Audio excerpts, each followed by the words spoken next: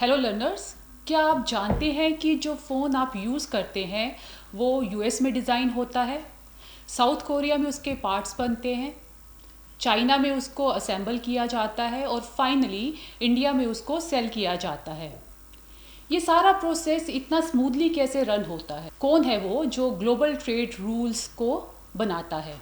यही है multilateral trading system का कॉन्सेप्ट। वर्ल्ड वॉर 2 के बाद पूरी दुनिया की इकॉनमी बुरी तरह से प्रभावित हुई।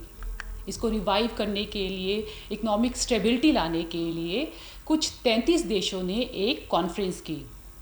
1944 में ये कॉन्फ्रेंस ब्रेटन वुड यूएस में हुई। इस कॉन्फ्रेंस में 3 इंटरनेशनल ऑर्गेनाइजेशंस की इस्टेब्लिशमेंट को प्रपोज किया गया। ये ऑर्गेनाइजेशंस थी International Monetary Fund, World Bank and International Trade Organisation. International Monetary Fund and World Bank को तो देशों ने अपनी स्वीकृति दे दी, बट किन्हीं कारणों की वजह से इंटरनेशनल ट्रेड ऑर्गेनाइजेशन को स्वीकृति नहीं मिली। फिर बाद में गैट इस्टेब्लिश हुआ। GATT is a General Agreement on Tariffs and Trade. 23 देशों ने इस एग्रीमेंट को साइन किया, भारत भी उनमें से एक था। गैट का ऑब्जेक्टिव था, पर्पस था कि जो इंटरनेशनल ट्रेड है उसको लिबरलाइज करना by reducing Kota's and tariffs, और साथ में ही इंटरनेशनल ट्रेड के जो रूल्स है वो सब कंट्री फॉलो करेगी, कि कॉमन सेट ऑफ रूल्स बनेंगे इंटरनेशनल ट्रेड के और उनको सब कंट्रीज फॉलो करेगी। तो इस तरह से गैट से मल्टीलेटरल ट्रेडिंग सिस्टम की शुरुआत होती है। Later on in 1995 GATT was replaced by WTO. पूरी वर्ल्ड में इस समय तकरीबन 195 कंट्रीज़ है, जिनमें से 166 कंट्रीज़ डब्ल्यूटीओ की मेंबर है, जो कि 98% वर्ल्ड ट्रेड को रिप्रेजेंट कर रही है। गैट में जहां गुड्स को लेके रूल्स बनाए गए थे, वही डब्ल्यूटीओ में गुड्स के साथ साथ सर्विसेज, इंटरनेशनल इन्वेस्टमेंट और इंटेलेक्चुअल प्रॉपर्टी राइट्स को लेके भी रूल बनाए गए। आज के टाइम पे मल्टीलेटरल ट्रेडिंग सिस्टम को डब्ल्यूटीओ मैनेज कर रहा है। सो मल्टीलेटरल ट्रेडिंग सिस्टम क्या है? Multilateral trading system is a rule-based global framework under which multiple countries conduct international trade with each other on agreed principles rather than through isolated or one-to-one deals. So multilateral trading system जो है वो एक rule-based global framework है, जिसमें multiple countries कुछ agreed terms and conditions पर एक दूसरे के साथ ट्रेड करती है, रादर कि सब कंट्रीज अपने अलग अलग से रूल्स पॉलिसीज़ बनाए। ये फ्रेमवर्क, ये जो रूल बेस्ड फ्रेमवर्क है, ये जो सिस्टम है, ये गैट से स्टार्ट हुआ था 1947 में, और 1995 में जब डब्ल्यूटीओ एग्जिस्टेंस में आया तो डब्ल्यूटीओ अब इस सिस्टम को, इस फ्रेमवर्क को मैनेज कर रहा है। The objective of the multilateral trading system is to provide a stable and predictable environment in which business enterprises from different countries can trade with each other under conditions of fair and equitable competition. So multilateral trading system का objective है कि जो different companies international trade कर रही है उनको एक stable और predictable environment provide करना, क्योंकि जब companies को स्टेबल और प्रिडिक्टेबल इन्वायरमेंट मिलेगा तो ये जो इन्वायरमेंट है ये global trade, international investment, production और अल्टीमेटली एम्प्लॉयमेंट को इकॉनमी में इंक्रीज करेगा। Next are the principles of multilateral trading system. So अब हम पढ़ेंगे कि मल्टीलेटरल ट्रेडिंग सिस्टम के क्या प्रिंसिपल्स हैं। सो इसको एक एक करके पढ़ते हैं। So the first one is non discrimination.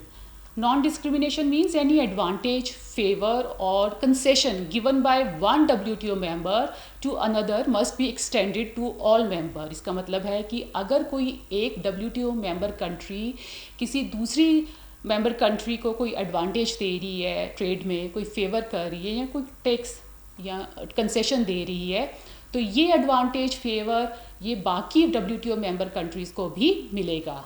So इसका पर्पस है to prevent discrimination between trading partners. तो पर्पस है कि ट्रेडिंग पार्टनर्स जो है, ट्रेडिंग कंट्रीज़ जो है, उनमें डिस्क्रिमिनेशन को प्रिवेंट करना। For example, if US reduce tariffs on Indian textiles, it must also extend the same treatment to all WTO members. अगर यूएस फॉर एग्जांपल अगर यूएस इंडियन टेक्सटाइल्स पे टैरिफ टैक्स जो rate है कम कर देती है, तो ये फैसिलिटी, ये फेवर, ये एडवांटेज बाकी WTO मेंबर्स को भी दिया जाएगा। अगला प्रिंसिपल है free trade. It means that international trade should take place with minimum barriers allowing goods, services and investment to move freely and fairly across borders। सो प्रिंसिपल है कि जो इंटरनेशनल ट्रेड है वो फ्री होना चाहिए, किसी तरह के कोई बैरियर्स नहीं होने चाहिए ट्रेडिंग में। इसका पर्पस है to encourage competition, innovation and consumer choice in all member countries। For example, countries like Mexico and Vietnam grew rapidly after opening their markets under WTO rules। So जब countries Mexico and Vietnam जैसी countries ने अपने आप को open किया, free trade किया, economy को open किया, तो इन कंट्रीज़ ने ग्रोथ की। नेक्स्ट प्रिंसिपल है transparency. It means that countries must take their trade laws, regulations and policies public, कि सब कंट्रीज़ को जो भी उनकी ट्रेड को लेकर लॉज होंगे, रेगुलेशंस होंगे, उनको पब्लिकली नोटिफाई करना है। So the purpose is to help businesses understand rules and reduces uncertainty। For example, WTO requires member to notify tariff and subsidies। So अगर कोई कंट्री किसी तरह का कोई सब्सिडी दे रही है या टैरिफ लगा रही है, तो ये WTO के अंडर ये रिक्वायर्ड है कि उनको इसको नोटिफाई करना है, ट्रांसपेरेंसी रखनी है अपने रूल्स एंड रेगुलेशंस में।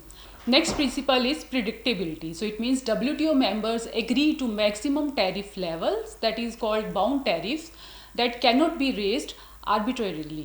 So the purpose is to provide predictability for traders and investors। For example, if India binds the tariff on electronics at 10%, it cannot increase it to 20% without negotiation। So जो भी rules and terms and conditions होती हैं countries की, उनमें predictability होनी चाहिए। किसी तरह के जो चेंजेस है वो नहीं होने चाहिए, आर्बिट्रेरीली जो चेंजेस करती है कंट्री वो नहीं होनी चाहिए। Then next principle is dispute settlement mechanism। So the violation of WTO rules can be challenged through formal dispute settlement mechanism। सो अगर कंट्रीज़ के बीच में, WTO मेंबर्स के बीच में किसी तरह का डिस्प्यूट्स होते हैं ट्रेड को लेके, तो उसके लिए प्रॉपर डिस्प्यूट सेटलमेंट मैकेनिज्म होना चाहिए। WTO में डिस्प्यूट सेटलमेंट बॉडी है जो इन डिस्प्यूट्स को रिजॉल्व करती है। So the purpose is to ensure rules are enforceable, avoiding unilateral retaliation. So इस प्रिंसिपल का पर्पस है कि जो रूल्स हैं, जो भी रूल्स एंड रेगुलेशंस है WTO के, वो प्रॉपरली इन्फोर्स हो और किसी तरह का कंट्रीज़ के बीच में रिटेलिएशन ना हो। For example, India challenges US cotton subsidies. So India ने जो US अपने फार्मर्स को कॉटन सब्सिडीज़ दे रहा है अगेंस्ट द WTO लॉ, उसको WTO में चैलेंज किया है। So these are the principles of multilateral trading system. So learners, next कुछ MCQs बेस्ड क्वेश्चंस हैं, फिलिंग द ब्लैंक्स हैं। इनके आंसर्स आप नीचे जो कमेंट सेक्शन है उसमें ज़रूर लिखिएगा। सो till the next session, bye and happy learning.